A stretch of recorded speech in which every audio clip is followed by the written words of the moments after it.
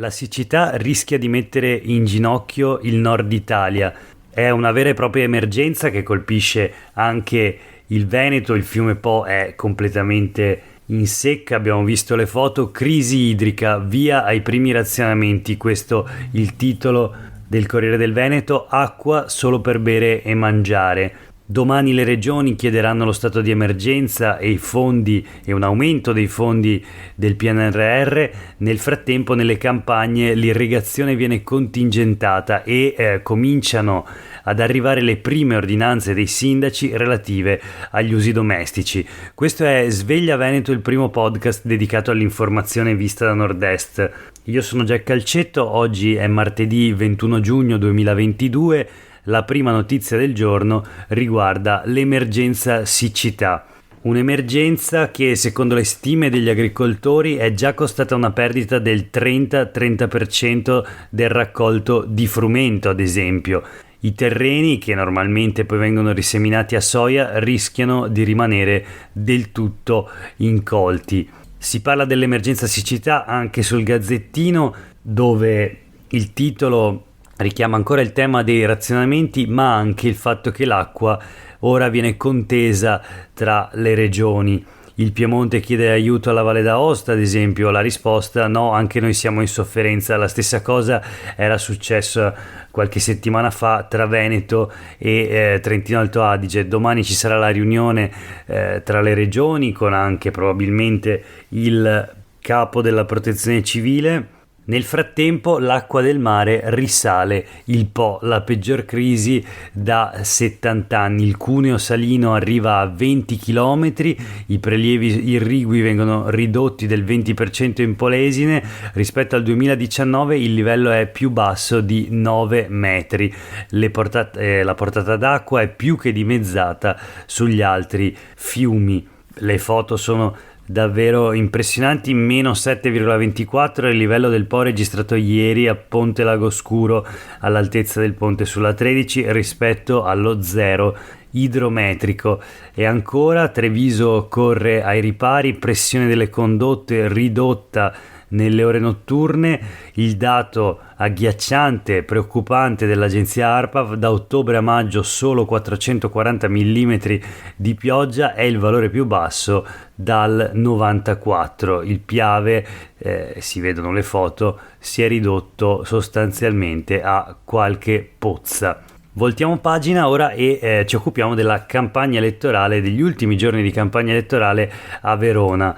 Prima del ballottaggio tra Damiano Tommasi e Federico Sboarina, entra a gamba tesa in questa campagna elettorale il vescovo di Verona, con una lettera rivolta a tutti i preti della diocesi, e scrive: non si vota chi sostiene idee gender. Parole che scatenano una bufera.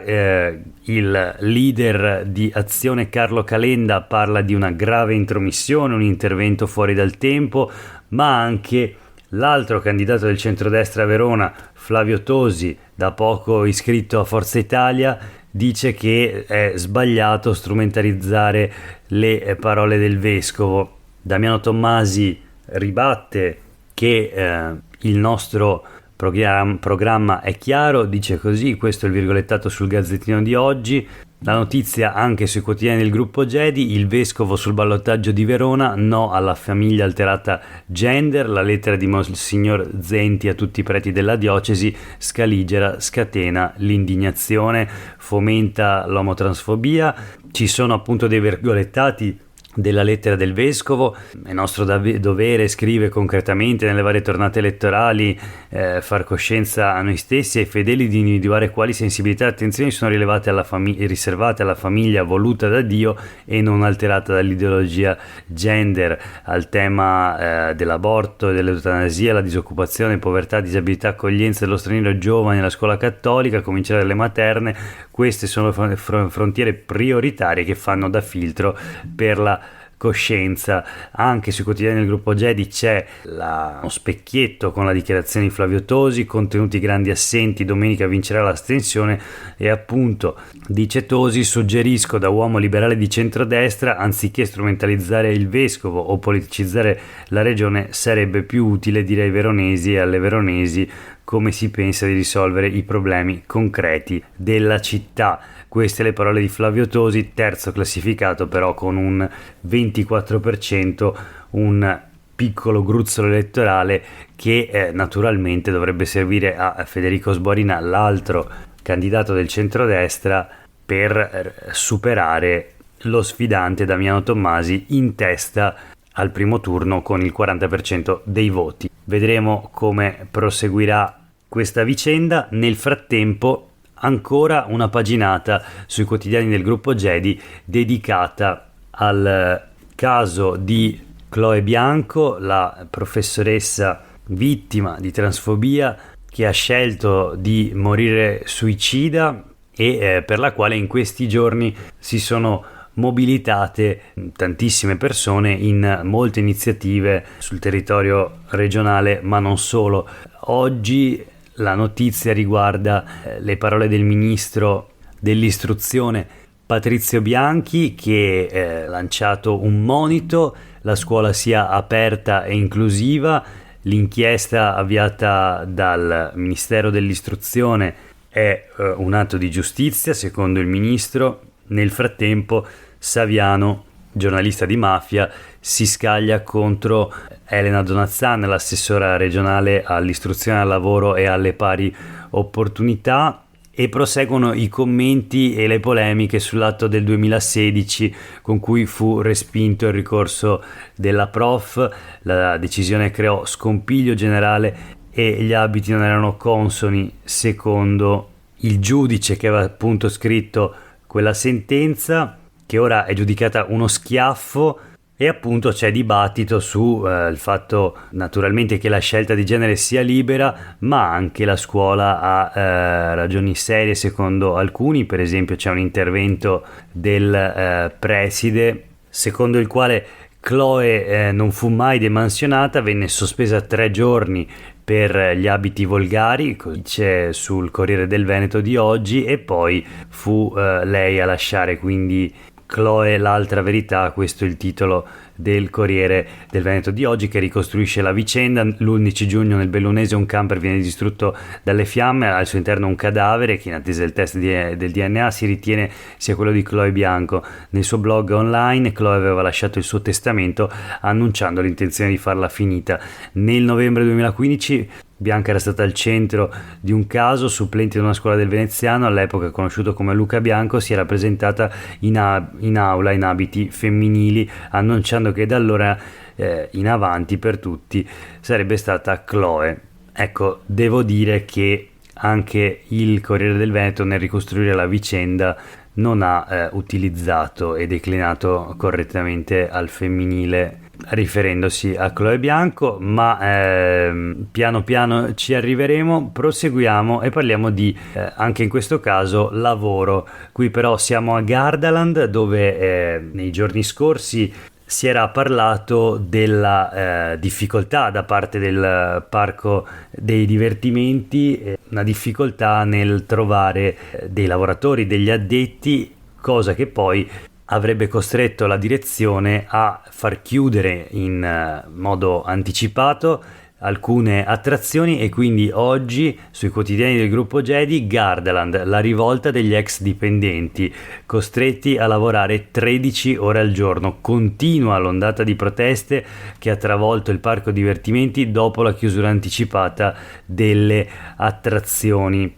E quindi leggiamo l'attacco del pezzo di Enrico Ferro: l'aura di magia che sembrava circondare il parco divertimenti più famoso d'Italia si sta dissolvendo sotto il peso delle critiche dei clienti e ora anche delle proteste dei lavoratori. 70 ore di lavoro a settimana, 13 al giorno con solo mezz'ora di pausa pranzo addizione. I social network traboccano di testimonianze, tutte anonime va detto, di lavoratori o ex lavoratori del parco di Castelnuovo del Garda. E anche ieri la parola Gardaland per alcune ore è stato uno dei trend topic di Twitter, cioè uno degli argomenti più discussi della giornata. Insomma, sembra l'ennesimo episodio di quello che è ormai uno schema tipico: l'imprenditore o l'azienda che si lamenta della difficoltà di trovare addetti, di assumere lavoratori, e poi le lavoratrici e i lavoratori stessi che scoperchiano il vaso di Pandora dello sfruttamento, dal quale viene fuori di tutto, in questo caso appunto 13 ore al giorno con solo mezz'ora di pausa pranzo. E poi su Twitter circolava anche un tariffario degli stipendi mensili: addetto alla vendita 1149 euro, animatore 919 euro, cameriere 1039 euro, cassiere un po' di più 1296, operaio 1124. Vale la pena ricordare tra l'altro che a Gardaland ci sono 200 dipendenti fissi e addirittura 1500 stagionali. Da parte dell'ufficio relazioni esterne di Gardaland ancora un no comment, e nelle prossime ore dovrebbe arrivare invece una risposta ufficiale. Chiudiamo con due notizie flash sulle pagine del Corriere del Veneto: un'intervista al direttore della microbiologia e virologia dell'Università di Padova, il professor Andrea Crisanti, che parla naturalmente del Covid, dell'ondata estiva del Covid. Con i virus ad alta trasmissibilità i momenti di equilibrio sono fragili. È possibile, o forse probabile, un nuovo picco della pandemia già a luglio. Non ci sarà bisogno di aspettare l'autunno, dice Crisanti.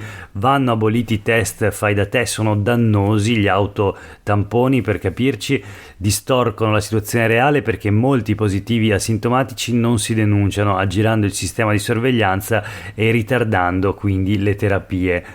Un commento di Crisanti anche sui vaccini di ultima generazione: rischiano di nascere già vecchi, questo perché il virus muta molto rapidamente e allora tanto vale utilizzare i primi vaccini, che sono sempre meno efficaci nella tutela dal contagio, ma sono ancora in grado di proteggere dalla malattia grave. I dati del contagio: Omicron 5 è al 22% di prevalenza, boom di positivi sono 40.176, il Ministero dice che adesso il rischio è alto, 42% è la percentuale di aumento dei contagi rilevato in giugno, 2 vittime nelle ultime 24 ore. Il Veneto è una delle regioni in cui si è registrata la maggiore crescita di infetti. La più colpita, secondo l'ultimo report di Azienda Zero, è la fascia compresa tra i 45 e i 64 anni. Ricominciano tra l'altro i contagi o le reinfezioni tra i sanitari. Nell'ultima settimana 814 positivi tra il personale sanitario. L'ultima notizia di oggi è una flash che arriva da Altavilla Vicentina: una bomba al fosforo è esplosa lungo il cantiere della TAV, un ordigno della seconda guerra mondiale che si è incendiato sollevando un'alta colonna di fumo, bloccata la circolazione dei treni sulla Milano-Venezia e naturalmente poi l'intervento dei pompieri. Attorno alle ore 21 hanno appurato che il fumo era inodore, proveniva da una zona doppiamente recintata, hanno creato una zona di sicurezza che si è via via allargata e poi hanno messo in sicurezza con anche l'intervento degli artificieri e appunto 2 squadre dei vigili del fuoco. A mezzanotte e 3 quarti l'ordigno è stato inertizzato e le operazioni di supporto sono terminate all'1:30 circa. E termina qui la puntata di oggi di Sveglia Veneto. Noi torniamo a sentirci domani. Nel frattempo a tutte e tutti voi una buona giornata.